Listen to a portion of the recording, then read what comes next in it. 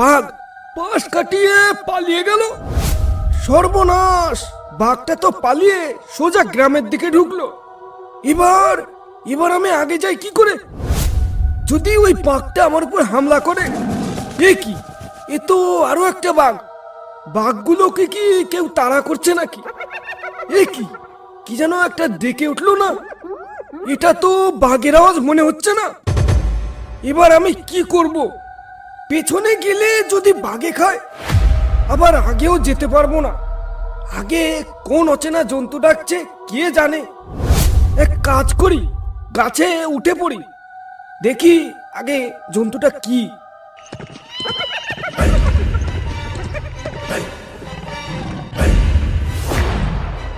এ কি, এ তো হায়রা। তাহলে কি সুন্দরবনের হায়রাকে কেউ জাগিয়ে দিয়েছে? কিন্তু কে জাগালো?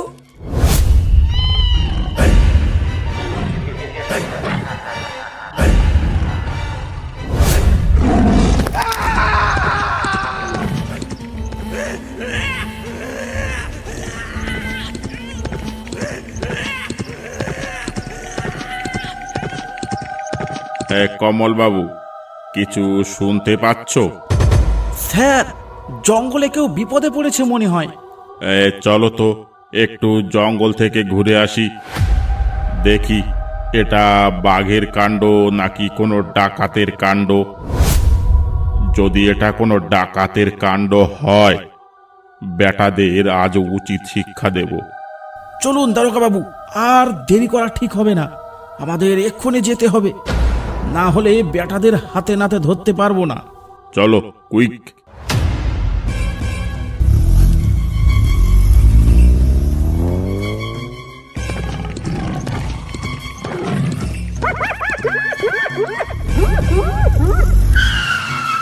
দারোগা বাবু দাঁড়ান। ওই শোনো, এটা কোনো বাঘ নয়, ডাকাত তো মোটেই নয়। এই ভয়ঙ্কর শব্দ এই জঙ্গলে তো এর আগে কোনোদিন শুনিনি। এ কি হতে পারে? একটু পিছু নিয়ে দেখবে নাকি? চলো একটু ভেতরে ঢুকে দেখি কিসে এমন ভাবে ডাকছে। চলো।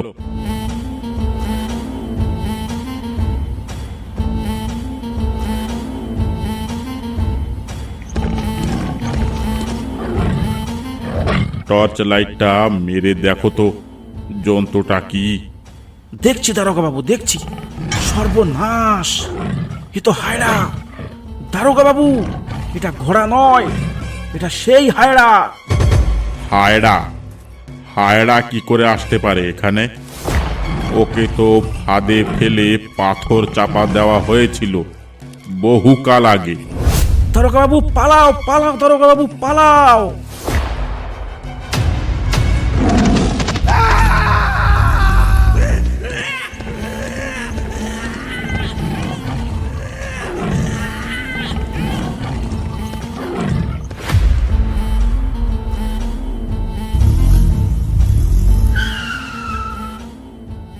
কি হলো স্যার? কমল বাবু কই? আপনার সাথেই তো গেছিল কিছুক্ষণ আগে। কোথায় উনি? কমল বাবু আর বেঁচে নেই। কমল বাবুকে সেই হায়রায় মেরে ফেলেছে। হায়রা? কি বলছেন এসব? হায়রা কি করে জীবিত হতে পারে এতদিন পর? জঙ্গলে এখন খুব বিপদ। আজ একজন মরেছে, কাল আরো কজন লোক মরবে তার ঠিক নেই। তাহলে এখন উপায়? কাল সকালে গ্রামে খবরটা ছড়িয়ে দিতে হবে, যাতে কিছুদিন কেউ জঙ্গলে না যায়। মাঝি মৌলেরা। ঠিক আছে দারোগা বাবু, চলুন। সাবধান সাবধান সাবধান! গ্রামের সবাইকে কঠোরভাবে জানানো যাচ্ছে যে জেলে মাঝিরা যেন কিছুদিন জঙ্গলে না যায়। জঙ্গলে সেই হায়রা জীবিত হয়েছে। আমাদের কাল একজন হায়রার কবলে পড়ে মরেছে। তাই সবাই সাবধান সাবধান সাবধান সাবধান! এ কি বলে গেল মদনদা? ফরেস্টার থেকে এমনিতে ঘরে চাল ছিল, কিছুই জ্বলছে না। তারপর এখন যদি জঙ্গলে না যায় তাহলে খাবো কি? আরে বাদ দাও তো, ওদের মতো ওরা বলে গেল, আমাদের মতো আমরা জঙ্গলে যাবই, তাতে যা হয় হবে। মরার ভয়ে হাত পা গুটিয়ে বসে থাকলে আমরা তো না খেয়ে মরবো। কিন্তু মদনদা, ওখানে গেলেই তো হায়রার মুখে পড়তে হবে। একবার ভেবে দেখো। আরে এতে অত ভয় পাবার কি আছে? জঙ্গলে তো আমাদের যেতেই হবে। আমি বলি কি মদনদা, একবার খগেন কাকুর কাছে চলো, দেখি খগেন কাকু কি বলে। তা কথা মন্দ বলনি, চলো তাহলে একবার খগেন কাকুর বাড়ি চলো, দেখি খগেন কাকু কি বলে। চলো তাহলে।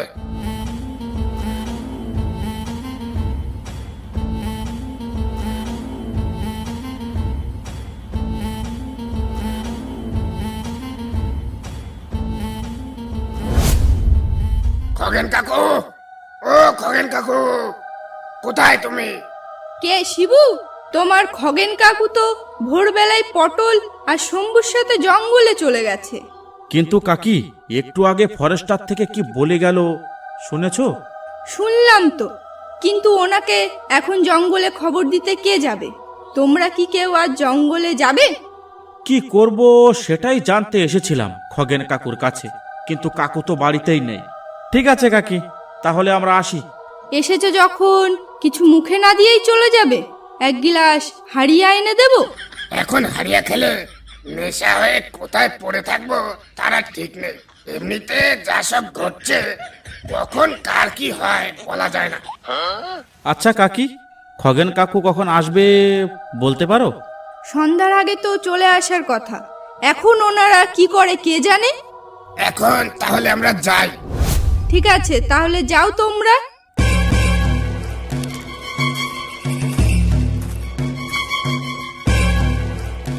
পটল, আজ একজনকেও নদীতে দেখতে পাচ্ছি না কেন বলতো? খগেনদা, বাঘের ভয়ে এখন আর কেউ জঙ্গলে আসতে চাইছে না। ওই তো একজন আসছে। ও ভাই, তোমরা সামনে আর এগিও না। জঙ্গলে একটা সাদা হায়রা দেখা গেছে। কি ভয়ানক সে জানোয়ার, দেখলে জ্ঞান হারিয়ে যায় রে বাবা। আমাদের একজনকে সেই হায়রায় মেরে ফেলেছে। এসব কি বলছে রে পটল? হায়রা আবার কি? হায়রা, হায়না শুনেছি, কিন্তু বাপের জন্মে হায়রা নাম তো কখনো শুনিনি। তুমি কি শুনেছো খগেনদা? না তো, এমন কোনো জানোয়ার হয় বলে তো জানা নেই। ও ভাই, তোমরা তোমাদের গাঁজা ঘুরে গল্প নিয়ে বাড়ি যাও তো। এই খগেনদা, তুমি নৌকা চালাও তো। ফালতু সব কথা, হায়রা আবার হয় নাকি? হাদারামের দল, যাও গিয়ে মরো।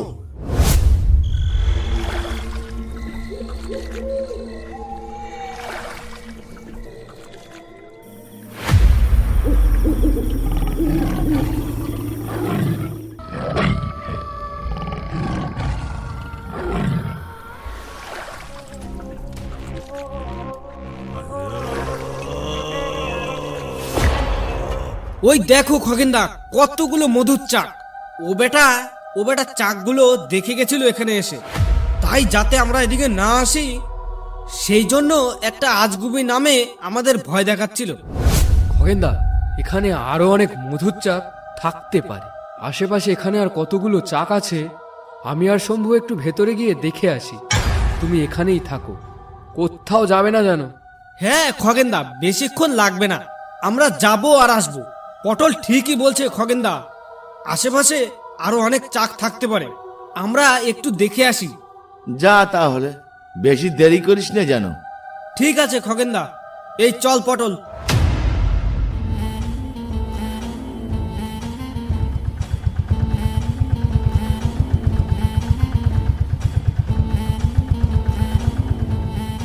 এই কে তুমি? এখানে কি করছো? জঙ্গলে হায়রার উৎপাত বেড়েছে, যখন তখন জান চলে যেতে পারে। ভাগো এখান থেকে এক্ষুনি। সকাল বেলাতেই সব গ্রামে এ খবর জানিয়ে দিয়েছে আমাদের ডিপার্টমেন্ট থেকে। জেনে শুনে মরতে আসো কেন তোমরা, এটাই বুঝতে পাই না। যাও এখান থেকে, এখানে আর একটুও দাঁড়াবে না। পটল আর শম্ভুর কথা যদি জানতে পারে তাহলে তো আমাদের সবাইকে ডাকাত বলে হাজতে পড়বে। ওদের কথা বলা যাবে না। কি হলো, চুপ করে আছো কেন? কোনো কথা বলছো না যে? আগে হুজুর, যাচ্ছি যাচ্ছি। আমি খুব সকালে জঙ্গলে এসেছিলাম, তাই আমি কিছু বুঝতে পারিনি।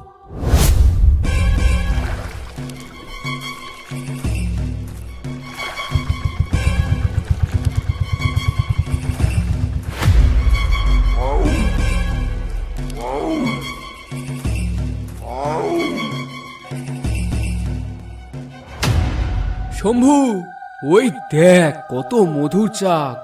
তুই যা তো, কিছু হেতাল পাতা ভেঙে মশাল বানিয়ে নিয়ে আয়। ঠিক আছে, তুই এখানেই থাকিস, তোকে যেন আর খুঁজতে না হয় এই জঙ্গলের মধ্যে। আরে না না, তুই যা, আমি এখানেই থাকবো।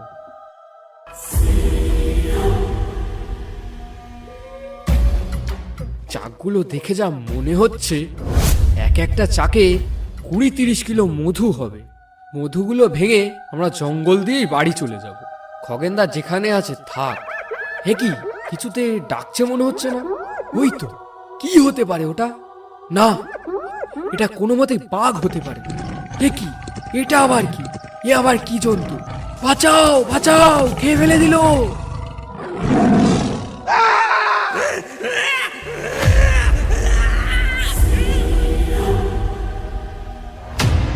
এ কি, এটা তো পটলের গলা। তাহলে কি পটল কোনো বাঘের খপ্পরে পড়লো নাকি? ওই তো ডাকলো, কিন্তু এটা তো কোনো বাঘের গর্জন নয়। গিয়ে দেখি তো। এ কি, এ তো হায়রা।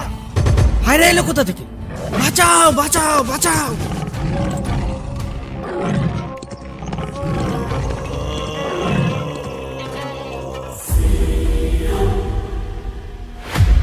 এ কি, খগেনদা কোথায় গেল? তাহলে কি খগেনদা ওই হায়রার গর্জন শুনে পালিয়েছে?